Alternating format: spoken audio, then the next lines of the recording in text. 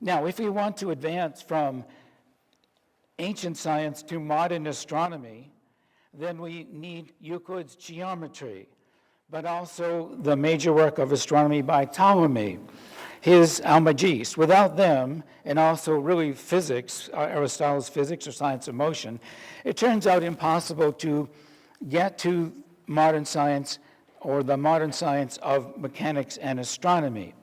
Notice also the works on optics that were developed by the Greeks. These did inspire the Arabs and Muslims to work in this area, which led to Ibn al-Haytham's 11th century breakthrough when he discovered and proved that light travels in straight lines.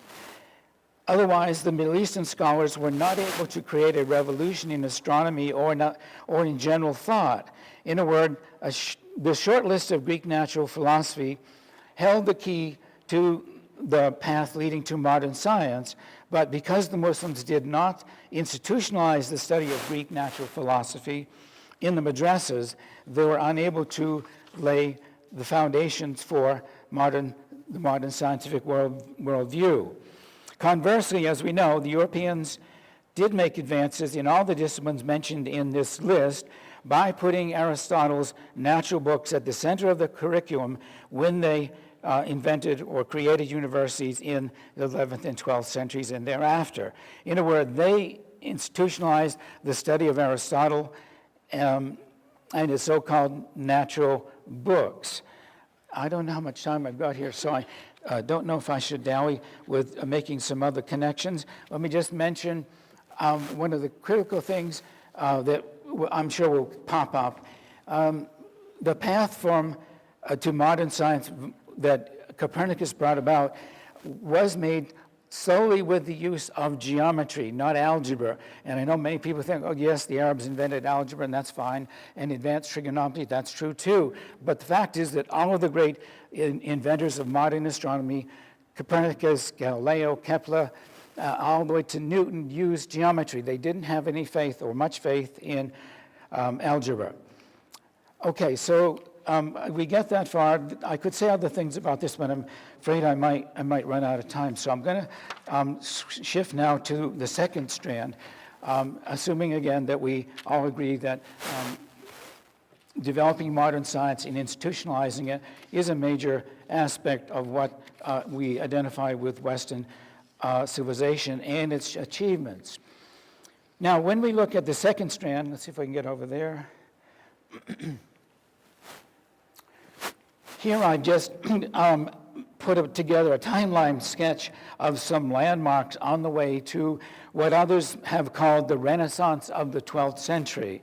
The idea here is to accentuate or to accent the early sources that in the European medieval period resulted in the creation of the Western legal system that set the foundations of what has become the international legal order. Most important of all, it's established a clear definition of due process of law and a host of equally important legal conceptions without which I would suggest modern politics, modern economics, or economies, and so on, could not continue to function. So, as we see in this sketchy time frame, I start with the development of Roman law that begins with the 12 tablets way back in 450 BC. Nearly 1,000 years later, the Emperor Justinian declared that the whole system had to be streamlined, clarified, and shaped into a coherent system for governing the Roman Empire. And so, after a lot of study and discussion of a new reformed system, a newly reformed system did appear. And it was promulgated as the law of the empire in 536 AD. However, due to the collapse of the western portion of the empire around 476, the Roman code, the Corpus Juris Civilis, which was the product of Justinian's great effort and his lawyers, was not rediscovered until about 1000 AD by an Italian monk. Very quickly thereafter, roughly within 100 years, Italian and Northern European scholars studied, glossed, and then transformed this ancient and unprecedentedly complex and highly developed system of law into an even more complex system and became the foundations of European law, and indeed, as I suggested, the international legal order thereafter. It is hard to exaggerate the significance of this transformation for history and the Western world. First of all, the 11th and 12th century discussion of the legal scholars produced two distinct legal systems, the so-called canon law or church law and the civil law system of Europe, and were both based on the foundations located in Justinian's Corpus Juris Civilis, or the Roman civil law.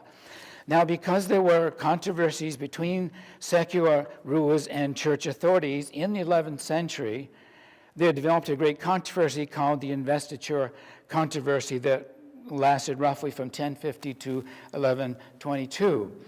In order to protect the domain of the church's rulership, the church declared itself to be a separate entity, a corporation, as understood by the evolving civil law system. From then on, each of the separate secular domains were allowed to create their own system of laws, their rules and regulations based on the same civil law foundations. And so we get the first great separation of church and secular rulers, each shaped by its own legal understandings. Now, this momentous move by the church resulted in a great exploitation of this idea of legally autonomous entities, something entirely absent in all the other legal systems, Islamic, Chinese, or whatever. What this meant is that a great variety of social entities or collective groups were recognized as legally autonomous entities endowed with a whole bundle of rights. These included the right to make their own rules and regulations, to sue and be sued, to buy and sell property, to have legal representation, and sometimes to have representation before the king's court regarding taxation.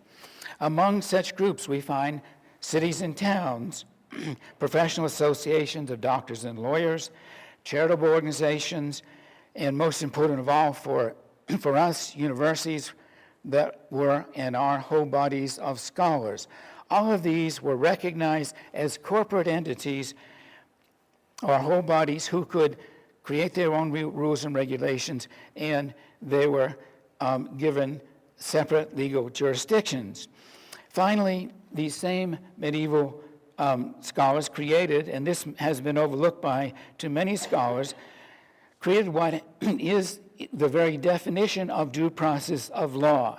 According to them, fair legal procedure or process requires that every trial must involve a plaintiff and a defendant, advocates or lawyers for each of the parties, the appearance of witnesses, the presence of court recorders, proctors, clerks, and so on, notaries who record the names of those of the people present, what was said, and record, of course, copies of all the documents.